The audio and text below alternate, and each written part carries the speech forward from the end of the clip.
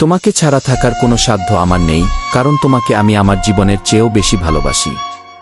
তোমাকে ধরে রাখার কোনো উপায় আমার কাছে জানা নেই, কারণ বাস্তবতার কাছে আমি বড় অসহায়।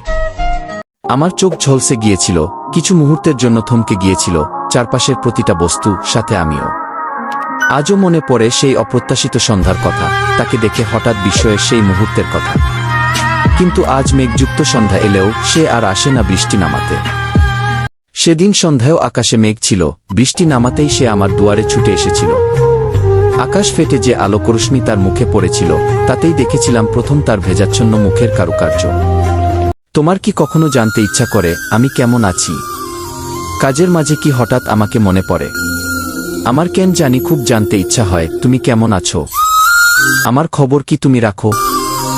অনেক কথা ছিল বলার, কিন্তু চুপ করে থাকাটাই শিখে গেছি, কারণ কেউ শোনার মতো ছিল না। হাসির আড়ালে লুকিয়ে রাখা কষ্টগুলো কেউ দেখে না কখনো, সবাই শুধু হাসিটাই দেখে। বুকের ভিতর জমে থাকা কষ্টগুলো কাউকে বলি না, কারণ মানুষ শুনে না, বিচার করে। কিছু কষ্ট আছে যা কাউকে বলা যায় না, শুধু নীরবে সহ্য করে যেতে হয়। বাইরে থেকে আমি ঠিকই আছি, কিন্তু ভেতরের মানুষটা অনেক আগেই ভেঙে গেছে। তোমার কি কখনো জানতে ইচ্ছা করে আমি কেমন আছি? কাজের মাঝে কি হঠাৎ আমাকে মনে পড়ে? আমার কেন জানি খুব জানতে ইচ্ছা হয় তুমি কেমন আছো, আমার খবর কি তুমি রাখো।